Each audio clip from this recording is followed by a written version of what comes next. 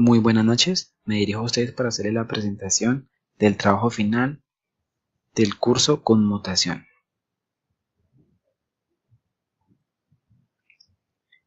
Este trabajo final vamos a mostrar lo de la unidad 1, 2 y 3, permitirá comprender cómo se puede llegar a saturar una comunicación y se explica paso a paso y se verá la señalización de las redes telefónicas.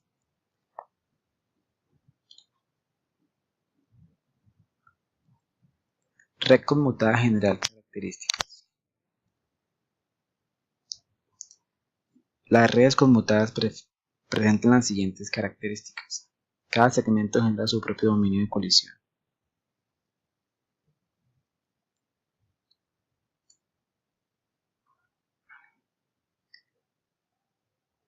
Red de conmutación y circuitos y sus componentes. Por conmutación de circuitos se entiende la técnica que permite que dos terminales emisor y receptor se comuniquen a través de un circuito único y específico, establecido para tal propósito antes del inicio de la misma y liberado una vez que ha terminado. Ejemplo gráfico de una red de conmutación de circuitos.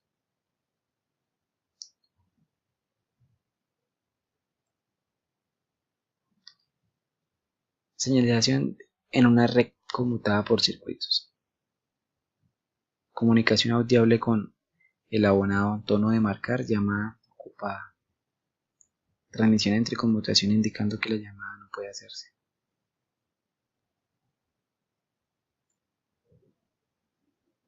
Red telefónica pública conmutada. Un funcionamiento se basa en enlazar dos equipos terminales mediante un circuito físico, es decir, se cierra un conmutador al establecerse una llamada y esto se abre al terminar la misma. Características del PSTN son: única red con cobertura y capilaridad nacional, donde por capilaridad se entiende la capacidad que tiene la red para ramificar progresivamente en conductores que llevan cada vez menor tráfico. Componentes de la PSTN.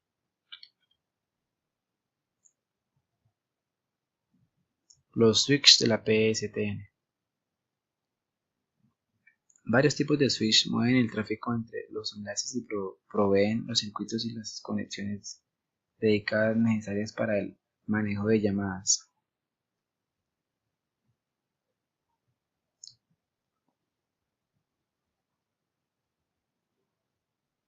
Señalización. El término de señalización se refiere al intercambio de señales que se realizan para establecer y controlar una conexión.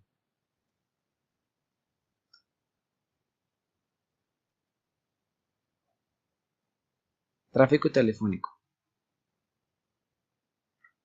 Es la intensidad de tráfico de un órgano o grupo de órganos en los que el tiempo de observación coincide con el tiempo total de ocupación.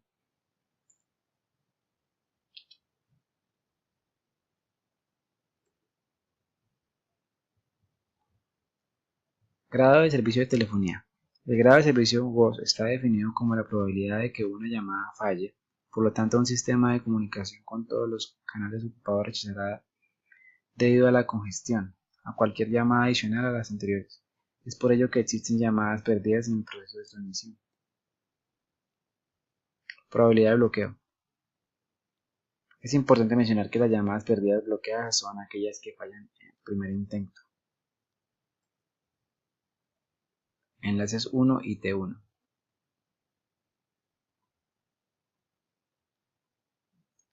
E1. Lleva datos en una tasa de 2048 millones de bytes por segundo y puede llevar 32 canales de 64 kilobytes cada uno. T1. Una línea T1 es un tipo específico de línea telefónica de cobre o fibra óptica que puede transportar más datos que las líneas telefónicas tradicionales. Tarificación telefónica. Al establecer una comunicación El coste variable de la misma es muy dependiente del ámbito geográfico y del rango horario. Así, en función de la distancia entre extremos, se definen 4 tipos de llamadas: metropolitanas, provinciales, interprovinciales e internacionales.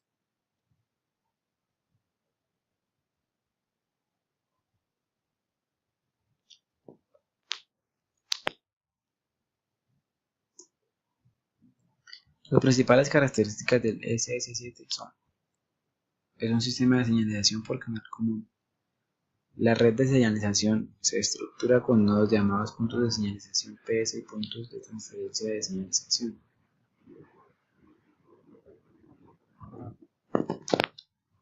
Protocolos del SS7.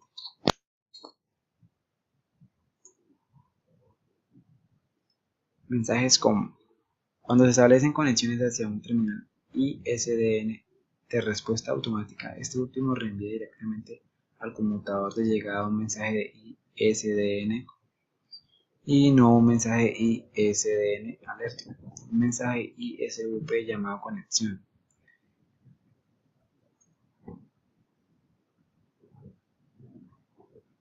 Mensajes SAM. Con el primer tipo, si toda la información necesaria para el encaminamiento de la llamada es recibida por el computador de origen, se emite un mensaje IAM hacia el computador siguiente. Mensajes INF e INL. Si un computador de llegada recibe un mensaje IAM que no contiene el número de la parte llamante, de hecho este parámetro es opcional en el mensaje IAM. Principales protocolos de la suite SS7 son: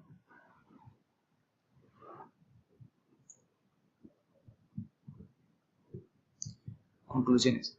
Con el desarrollo de este trabajo se puede concluir que el conocer los conceptos relacionados con la arquitectura y los protocolos me permite entender que el funcionamiento como red y el comportamiento de enrutamiento de los paquetes de datos y la configuración de sus componentes para establecer un buen funcionamiento de la misma como parte fundamental en mi proceso de formación. Muchísimas gracias. Feliz noche. Buenas noches, compañeros y tutora. A continuación voy a hacer el video de la exposición de la unidad 2 de conmutación. Dentro de la unidad 2 vimos los siguientes temas. Por ejemplo, componentes de una red. Encontramos que hay software. El software nosotros lo conocemos como también el sistema operativo de un computador, ya sea Linux, Windows o MacOS. Otro componente son los servidores, que nos permite también administrar una red, hacer backup de los archivos, manejar correo electrónico, manejar también bases de datos y manejar directorios activos, pero más que todo para una red empresarial o una red pequeña. También encontramos lo que es sistema de clientes, que se trata de las PCs que se conectan a la red y se completan por concepto de cliente-servidor. Es como la comunicación entre el equipo principal del usuario, que es un PC, y el servidor. También encontramos lo que es interfaz de red NIC, que significa Network Interface Card o Network Board. Conecta una PC a la red de datos. Se trata de un circuito conectado a la unidad maestra de la PC. Cumple funciones de la capa 1 para conexión de medio físico de enlace. También tenemos otros componentes como son los hub, un puente o bridge, un switch, un router y un gateway. Bueno, a continuación pues voy a describir como los más comunes, los que vamos a resaltar. Vamos a empezar por medio de un router, que un router nos permite comunicación de la WAN, que es la red de área de citadina, y una LAN, que es la red que nosotros tenemos dentro de un hogar. Este router permite que cualquiera que nos envíe algo se pueda comunicar a nuestro equipo a través de una dirección IP que más adelante no vamos a poder ver. Un switch es un dispositivo que se conecta al router y permite que ese switch que se conecten a diferentes equipos. Este switch también permite ser administrado para aplicar ciertas políticas a los dispositivos finales. El bridge o puente de comunicación es aquel que permite la conexión dentro de una red pequeña con diferentes IPs. Es como el puente que hace esa comunicación. Un hub, la única función de un hub es ampliarnos una red, ya sea según su capacidad de 8 o de 16 puertos, por medio de una topología de estrella. Y un repetidor normalmente se utiliza, no, casi no se utiliza, pero cuando se utilizaba era en los casos de cuando se tenían cables categoría 5E, que después de más de 10 metros la señal se volvía muy débil. Entonces el repetidor hacía función de darle nuevamente fuerza a esa señal enviada para poder llegar a su destino. También vemos lo que son las capas de modelo OSI. En sí, este modelo OSI se inventó en 1984 y fue estandarizado debido a que hubo un auge de los sistemas operativos, donde por ejemplo una máquina creada por IBM quería enviar un paquete, por ejemplo, a una máquina de MacOS, pero de alguna manera no se entendían, entonces nunca había comunicación entre ellos. Entonces decidieron crear un estándar donde se divide en las siguientes capas, que son en total 7, y siempre se leen en orden ascendente. Siempre empezamos con la capa física.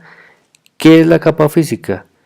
Es el transporte de paquetes binarios, que se encarga también de la parte eléctrica.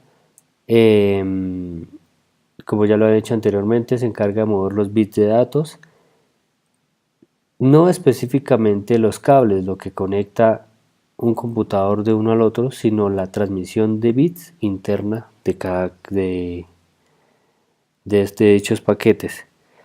Luego sigue la capa de enlace, que es el acceso a la red, donde se ordena toda la trama y donde es guiado a través de una dirección MAC del equipo. Normalmente dentro de esta capa de enlace se trabajan mucho los dispositivos como son los switch. La capa de red. La capa de red es la siguiente, que es la tercera, que se encarga de la dirección de ruta.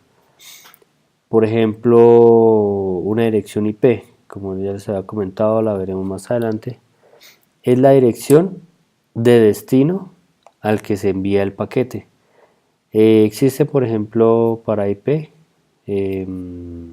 dos tipos de dirección IP, como es la categoría IPv4 y la IP categoría 6.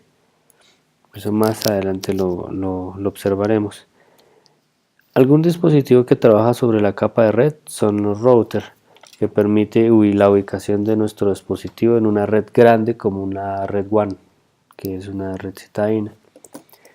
Luego sigue la capa de transporte, que permite finalizar la conexión del punto a punto. Ya no tiene que ver nada con la conexión de cables, de transmisión de bits, sino se encarga de la conexión de un equipo al otro. Luego siguen otras capas como la de sesión, donde por ejemplo si nosotros estamos trabajando en un protocolo de internet o en un protocolo de FTP, permite que si la conexión se cae se vuelva a restablecer, o en el caso de que se cierre, se cierre de una manera correcta. Después sigue la capa de presentación, donde se centra en el contenido con el fin de que sea entregado. Se encarga específicamente de que el paquete llegue bien. También que si se manejan diferentes sistemas operativos, por ejemplo, yo envío un paquete de Windows, lo envío a Linux, este también sea interpretado y así sea también recibido. Y al final sigue la capa de aplicaciones que se encarga de definir el protocolo a usar al momento de realizar una transmisión. Lo más común es, por ejemplo, cuando nosotros tenemos un protocolo FTP que se maneja en un servidor y es en el cual nosotros podemos almacenar archivos. O, por ejemplo, el hecho de enviar un correo electrónico también es otro protocolo que normalmente se llama POP3 o SMTP.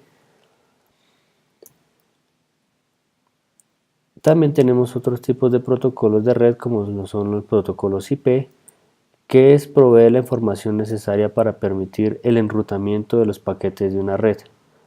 El ejemplo más común puede ser la dirección de un hogar. Yo deseo enviar una carta a un lugar específico en cualquier parte, entonces necesito darle una dirección.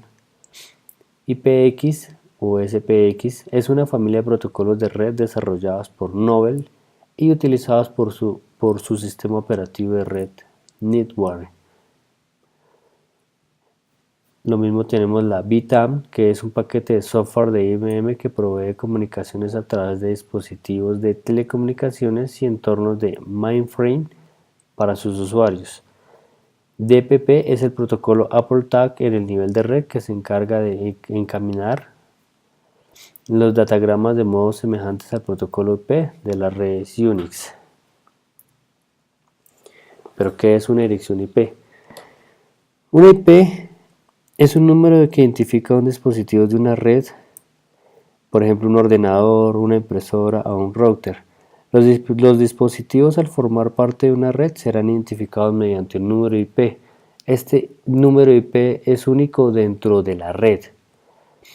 La dirección IP está formada por 4 números de hasta 3 cifras separados por puntos,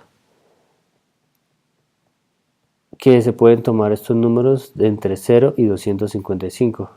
Por ejemplo, una dirección IP puede ser esta, que es la 192.168.66.154. Cabe aclarar que tenemos dos clases de IPs. La IP pública, que es la que es visible a través de internet. Yo me puedo conectar, por ejemplo, a un router sabiendo la dirección IP desde cualquier parte del mundo a ese router. Y las IPs privadas son aquellas IPs que ya pertenecen a una red interna. Por ejemplo, la misma red que nosotros creamos en nuestro hogar. Por ejemplo, la conexión de 2 o 3 celulares. El router pequeñito que nos ofrece nuestro proveedor de internet permite crear una red privada donde, por ejemplo, empieza como 192.168.0.1, que es la del router, 0.2 que es la del celular y 0.3 que puede ser la de otro celular. Más adelante tenemos unos rangos de IPs que tenemos que saber en qué clase se encuentran. Por ejemplo, la IP desde la 10.0.0.0 a la 10.255.255.255 pertenecen a la clase A. De la 172.16.00 a la 172.31.155.155 pertenecen a la clase B, y la de la 192.168.00 a la 192.168.255.155 pertenecen a la categoría C, que normalmente son las más comunes y las más utilizadas. Hay otros de alta categoría, la D y la E, que ya son utilizados ya sea para el gobierno o redes de IP privada, y la otra que ya es una reserva para pruebas. También vimos que es el subneteo. Máscara variable o máscara de subred de longitud variable es uno de los métodos que se implementó para evitar el agotamiento de direcciones IP versión 4, permitiendo un mejor aprovechamiento y optimización del uso de direcciones. Por ejemplo, nosotros necesitamos definir cuántas direcciones IP necesitamos para diferentes equipos, y por medio de una pequeña fórmula que es 2 a la n, donde n es la cantidad de bits que tenemos que robarle a la posición del host, sabremos desde qué IP empezar hasta qué IP podemos llegar. Acá tenemos un pequeño ejemplo donde dice 2 a la 1 equivale a para crear dos redes, y desde que empezamos a robar los bits. Otro pequeño ejemplo que tengo acá es, por ejemplo, yo quiero crear una subred para 32 hosts o 32 equipos. Normalmente se utiliza esta tabla pues para guiarnos y para no tener que hacer diferentes cálculos. Entonces, por ejemplo, vamos a decir que 2 a la n sería 5, porque 5 nos da 32, pero hay que tener en cuenta que una IP es la que identifica la red, y la otra que pertenece al broadcast. Entonces sería 2 a la 5 menos 2 equivale a 32 menos 2, 30. Entonces no nos sirve estar elevado a 5. Entonces nos toca saltar al siguiente paso, que es 2 a la 6. ¿Por qué 2 a la 6? Porque 2 a la 6 equivale a 64. Entonces 2 a la 6 es igual a 64 menos 2 es 62, entonces sí nos sirve. Entonces acá utilizamos una dirección IP de categoría C, donde empieza como 192.168.1.0, donde la máscara de subred equivale a 255, 255, 255, 0. Acá esto ya está dividido por 4 pares de octetos, donde 6 octetos vamos a contar son los que lo vamos a robar, no, los que no vamos a tocar, los que no vamos a tocar, para poder saber hasta dónde nos llega nuestra máscara de subred. Por ejemplo, acá tenemos resaltado en rojo, donde contamos de derecha a izquierda la cantidad 6, 1, 2, 3, 4, 5, 6, y en adelante lo convertimos esos ceros en unos, quedándonos la máscara de la siguiente manera: 255, 255, 255, 192. Hay que tener en cuenta esto porque podemos generar un mal cálculo y podemos crear que a veces nuestra red no funcione ni se conecte ningún dispositivo. Entonces, para nuestra red de 32 hosts quedaría la siguiente manera: 192.168.1.0, que es la red de identificación de la misma red, hasta la 192.168.1.63. ¿Por qué hasta la 63? Porque nosotros empezamos a contar desde 0. Entonces, para el primer host quedaría la IP 192.168.1.1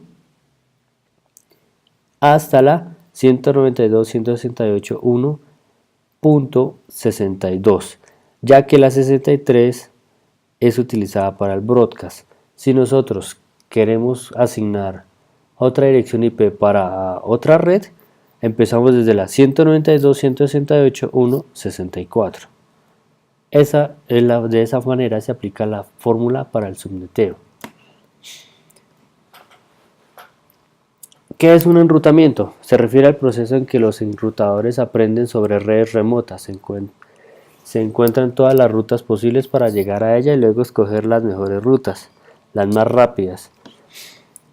Normalmente cuando escogemos una red donde hay 15 equipos, al principio el paquete se va a demorar en llegar, pero los switch, con ayuda de los hub y el mismo router, ayudan a que se escoja la mejor ruta, y el paquete, cuando se vuelve a enviar o se vuelve a enviar otro paquete entre los dos equipos, se puedan comunicar de una manera más rápida. Protocolo OSFP es un protocolo de direccionamiento de tipo enlace-estado desarrollado para redes IP, basado en algoritmos de primera vía más corta. Como lo comenté, este protocolo ayuda a que un paquete vaya mucho más rápido de un punto a otro. También tenemos que conocer algunos comandos de configuración de un router. Normalmente estos comandos se utilizan en router marca Cisco, como por ejemplo acá dice cambiar el nombre del host, entonces colocamos config, numeral, el nombre del host, puede ser router 1, router 2, por ejemplo borrar la configuración del router, que es cuando ya se requiere volver a programar. Esto se hace, obvio, a través de la consola del router. Por ejemplo, numeral RAS, NVRAM. Cuando uno le da Enter, le aparecen dos opciones. Y uno dice sí o no. Entonces uno debe presionar la tecla Yes o la Y. Salvar la configuración del router, copy, run, config, para poder reiniciar el router. También reiniciar el enrutador. Acá también tenemos otros comandos básicos, pero que también son esenciales, como por ejemplo la asignación de una IP específicamente para un router, asignación de reloj a una interfaz, visualización de la configuración de un router, que es la más usada, o bueno, uno normalmente la usa para saber de qué manera está configurado el router, y visualizar el estado de todas las interfaces. ¿Qué es telefonía IP? Poco a poco la telefonía IP ha ido evolucionando sobre la telefonía análoga. Antes, cuando se hacía una llamada, el circuito no se cerraba hasta que terminara la llamada. Normalmente pues ocupaba todo el ancho de banda dentro de una llamada y no se podía hacer nada más. Cuando empezó a llegar el internet, no sé si recuerdan, cuando se utilizaba el internet se prohibía hacer una llamada, o si no el internet se caía porque la llamada análoga ocupaba todo el ancho de banda. A medida que fue avanzando la tecnología, la telefonía IP empezó a evolucionar de tal manera que solo enviaba los datos necesarios, evitando los sonidos silenciosos, y así no ocupaba todo el ancho de banda, permitiendo que por medio del mismo punto de red viajaran diferentes paquetes al mismo tiempo. Normalmente la telefonía IP trabaja con varios gateways. Es así como un administrador de telefonía IP que se encarga de clasificar a los usuarios y de asignarle el ancho de banda a cada uno. Entonces vemos como un teléfono o fax primero es convertido de señal análoga a digital y luego después pasa por el gateway, pasa por el internet y de acuerdo a la red IP donde vaya, va por ejemplo al router, y el router se transforma nuevamente a señal análoga, y de señal análoga nuevamente ya se puede escuchar por la otra bocina. Otro protocolo que hay se llama protocolo SIP, que es un protocolo de inicio de sesiones y permite establecer sesiones multimedia entre usuarios cliente y servidor para transmisión de voz y video. Muy comúnmente lo hemos visto en nuestra vida cotidiana, como por ejemplo el Skype, cuando hacemos una conferencia y cuando nosotros utilizamos la cámara para visualizar a los demás compañeros. Es un ejemplo muy claro de lo que vemos en nuestro momento y poderlo asimilar de una mejor manera. ¿Cuáles son sus principales funciones? Que es establecer, modificar y finalizar sesiones entre dos o más participantes, registro y localización de participantes, movilidad, como por ejemplo el Skype, ahora lo vemos en teléfonos, ya no está solo en los equipos como portátiles o equipos fijos. Gestión de conjunto de participantes de los componentes del sistema y descripción de características de las sesiones y negociación de capacidades de los participantes. Acá vemos un protocolo IP, donde se divide en nivel de red, nivel de transporte y nivel de aplicación. Ya no tiene las 7 capas que era el modelo OSI. Entonces el nivel de red se clasifica en dos, como ya les había comentado, IP categoría 4 y categoría 6. La más común o más utilizada es la categoría 4, aunque ya se está llegando a un límite de redes IP, entonces ya se está pensando en mudarse a una categoría 6. En el transporte encontramos protocolos como el UDP, UDP Lite, el SCTP y el TCP. De resto, pues según la calidad del servicio, pasa directo como el RSVP o el RTCP, que primero hace un protocolo a nivel de transporte. Por lo menos en el transporte podemos hacer transferencia de formatos, perfiles, RTP, y en señalización podemos ver que en todos los protocolos que se pueden designar por medio de la señalización. Otro componente que vimos en la unidad 2 es el famoso programa Wireshark. Su principal objetivo es el análisis de tráfico, pero además es una excelente aplicación didáctica para el estudio de las comunicaciones y para la resolución de problemas de red. Según la historia, Wireshark evolucionó de un programa llamado Limewire, que era un programa peer-to-peer, donde se compartían archivos de un equipo a otro.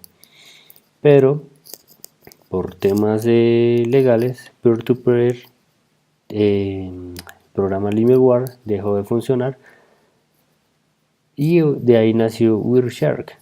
Es una interfaz un poco más sencilla, más limpia, donde casi no maneja publicidad y en el cual nos permite ver los saltos de un paquete a otro, donde qué IPs toma y por medio de qué dispositivos viaja y hasta qué punto llega. Eso también nos permite saber qué dispositivo tiene un error dentro de una red.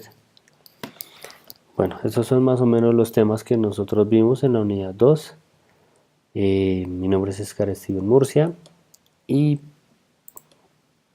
sigue mi compañera con la unidad 3. Gracias.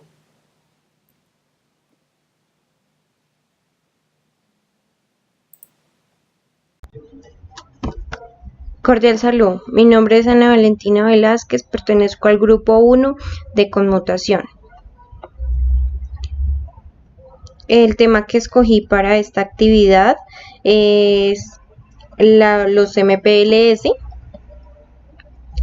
que es la MPLS.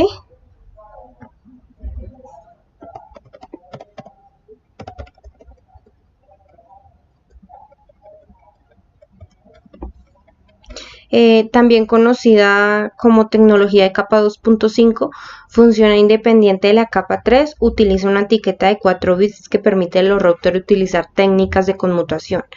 El objetivo de la MPLS es de separar la parte de enrutamiento de la parte de conmutación en el reenvío de paquetes, de forma mientras que la parte de encaminamiento es compleja y lenta, se realiza independiente de la parte de conmutación, que es rápida y simple. Las principales aplicaciones MPLS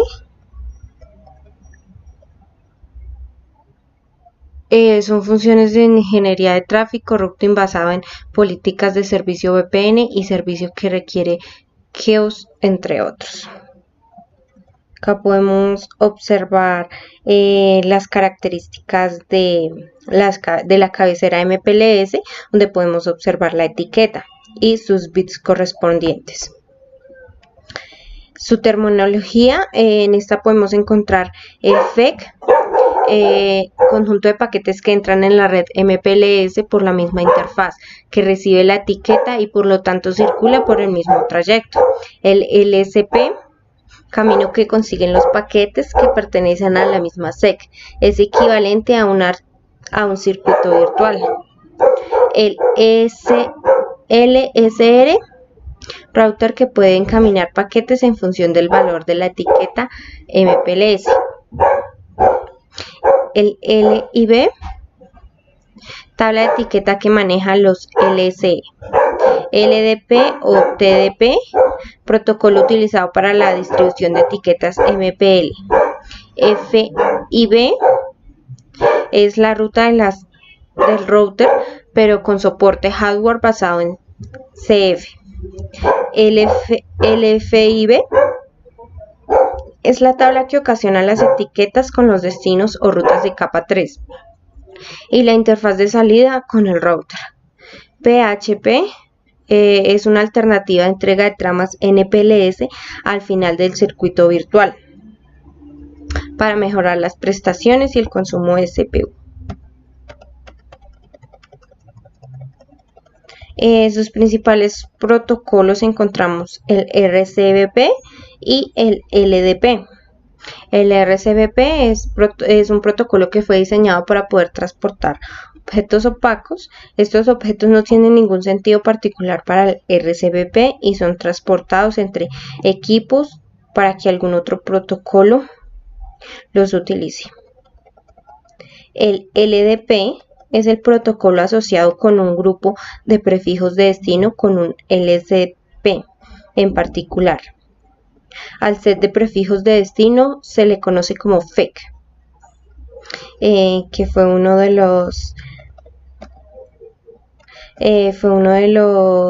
las terminologías que podemos observar. La primera que encontramos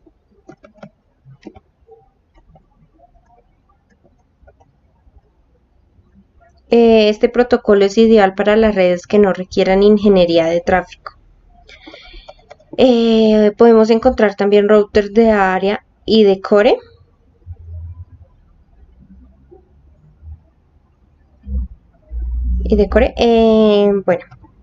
Encontramos podemos encontrar lo que es el SR y el LER.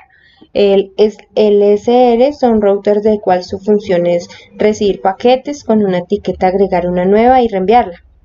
El LR, su función se basa en coger un paquete IP y convertirlo en MPLS o viceversa.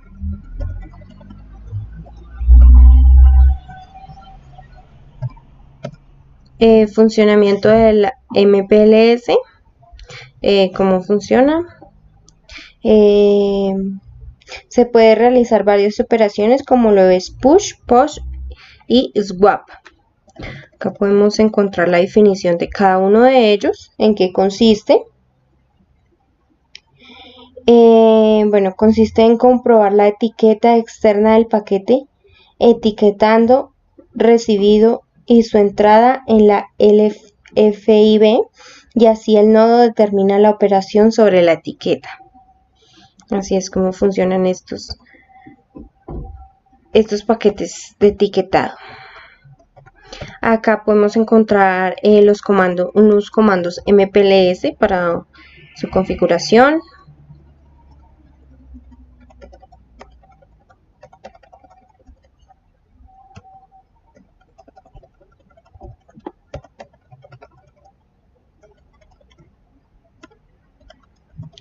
El GMPLS es la versión extendida de MPLS y abarca la división en el tiempo, longitudes de onda y conmutación espacial. Está enfocada al plano de control de las distintas capas, ya que cada una de ellas pueden usar físicamente diferentes tipos de datos.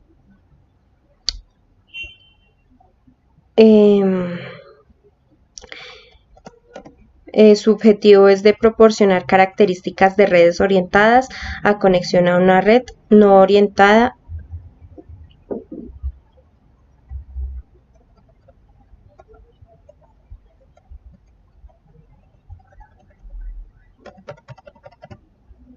La señalización GMPLS también utiliza algunos de protocolos ya existen como RCBP, TICR, LDP, aunque introduce algunos pequeños cambios para poder cambiar la naturaleza unidireccional de los SP o sobre cómo se propaga tanto la información de sincronización como los errores. Podemos observar las ventajas, inconvenientes.